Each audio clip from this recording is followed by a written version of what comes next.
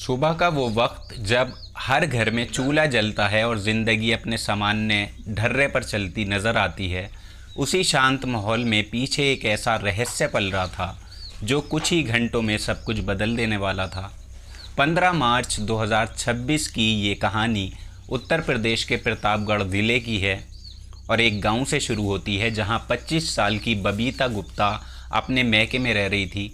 वो शादीशुदा थी, करीब 5 महीने की गर्भवती भी थी और देखने में उसकी ज़िंदगी बिल्कुल नॉर्मल लगती थी। पिता पारसनाथ एक किसान थे, माँ शकुंतला एक सीधी सादी महिला थी और पति सुनील दिल्ली में रहकर वो अपनी नौकरी कर रहा था। होली के बाद वो मैके आती है और घर वालों को लग रहा था कि सब कुछ ठीक है, लेकिन उस सुबह करीब 10 बजे बबीता ने अचानक अपनी माँ से कहा कि उसके पेट में हल्का दर्द है और वो लालगंज जाकर जांच करवा के आती है। अब ये एक आम सी बात थी, इसलिए किसी ने ज़्यादा सवाल नहीं किए, लेकिन किसी को ये अंदाज़ा नहीं था कि ये उसका आखिरी बार अपने घर से निकलना होगा। वक्त धीरे धीरे बीतता गया, दोपहर शाम में बदल गई, लेकिन बबीता घर पे वापस नहीं आ पाती है। जब शाम को पिता ने फ़ोन मिलाया तो मोबाइल बंद आता है। अब बार बार कोशिश करने पर भी वही हाल रहा। अब घर का माहौल चिंता से डर में बदल चुका था। माँ का दिल घबरा रहा था क्योंकि उनकी बेटी जो थी वो गर्भवती थी पहले से ही, और पूरी रात रिश्तेदारों के साथ मिलकर हर जगह उसकी तलाश की गई, लेकिन कोई पता नहीं चल पाता। अगले दिन मजबूरी में थाने में गुमशुदगी की रिपोर्ट दर्ज कराई जाती है। पुलिस ने जांच शुरू की, लेकिन असली झटका 17 मार्च की सुबह लगता है जब एक नहर में एक महिला का शव मिलने की खबर पुलिस को मिलती है।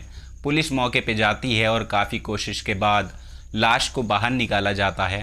अब पहचान होने पर सब कुछ जैसे थम सा गया, क्योंकि वो बबीता ही थी।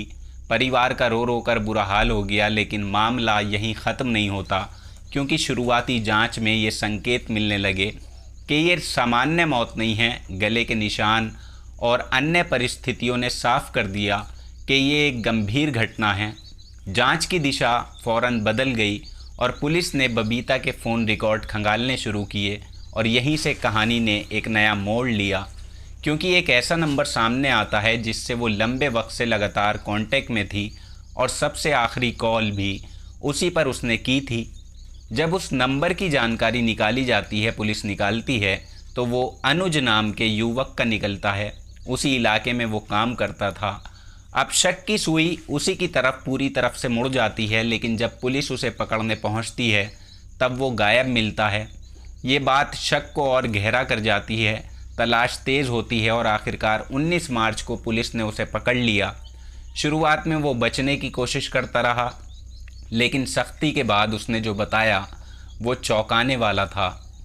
उसने कबूल किया कि ये सब उसी ने किया है, और इसकी शुरुआत करीब 2.5 साल पहले हुई थी, जब उसकी मुलाकात बबीता से हुई थी, और धीरे धीरे दोनों के बीच नज़दीकियाँ बढ़ी और रिश्ता उनका गहरा होता चला गया।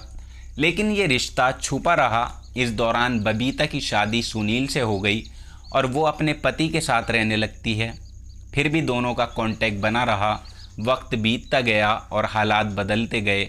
बबीता गर्भवती हो गई और मैके आने के बाद उसने फिर से पुराने रिश्ते को आगे बढ़ाने की कोशिश की। वो चाहती थी कि अनुज उसके साथ ज़िंदगी बिताए, लेकिन अब अनुज पीछे हटना चाहता था, क्योंकि उसकी अपनी परिस्थितियाँ बदल चुकी थी, और इसी बात को लेकर दोनों के बीच तनाव बढ़ने लगता है। 15 मार्च को बबीता उससे मिलने जाती है और वहाँ दोनों के बीच काफ़ी देर तक बहस होती है, और बात इतनी बढ़ जाती है कि गुस्से में आकर उसने अनुज को थप्पड़ मार दिया। यही वो पल था जब हालात काबू से बाहर हो गए और गुस्से और घबराहट में उसने ऐसा कदम उठा लिया जिसका कोई वापसी रास्ता नहीं था। इसके बाद उसने स्थिति को छुपाने की कोशिश की, उसका मोबाइल बंद कर दिया और रात होने का इंतज़ार किया। फिर सबूत मिटाने के लिए शरीर को दूर ले जाकर बबीता को नहर में डाल दिया। उसे लगा कि मामला यहीं पर ख़त्म हो जाएगा, लेकिन जांच ने सच को सामने लाकर कर दिया।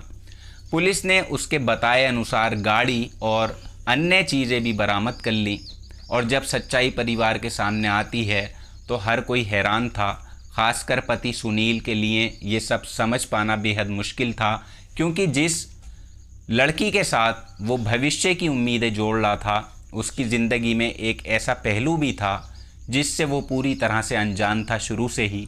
और अंत में सभी कानूनी प्रतिक्रियाएं पूरी की गईं और अंतिम संस्कार किया जाता है। लेकिन ये घटना कई सवाल छोड़ जाती है। क्या ज़िद और भावनाओं में लिया गया फैसला इंसान को इतना अंधा कर सकता है कि वो सही और गलत का फ़र्क भूल जाए? ये कहानी यही सिखाती है कि छिपे हुए रिश्ते और अधूरी सच्चाइयाँ कभी कभी ऐसे मोड़ पर ले जाती हैं जहाँ से लौटना मुश्किल होता है। और जब सच सामने आता है तो वो सिर्फ़ एक व्यक्ति नहीं बल्कि कई ज़िंदगियों को बदल देता है। इस कहानी को लेकर आपकी जो भी राय हो नीचे कमेंट बॉक्स में ज़रूर लिखिएगा। साथ ही न्यू चैनल है, चैनल को सब्सक्राइब ज़रूर कर लीजिएगा। और जल्दी मुलाकात होगी आपसे किसी नई सच्ची घटना में। तब तक अपना ख्याल रखिएगा। जय हिंद।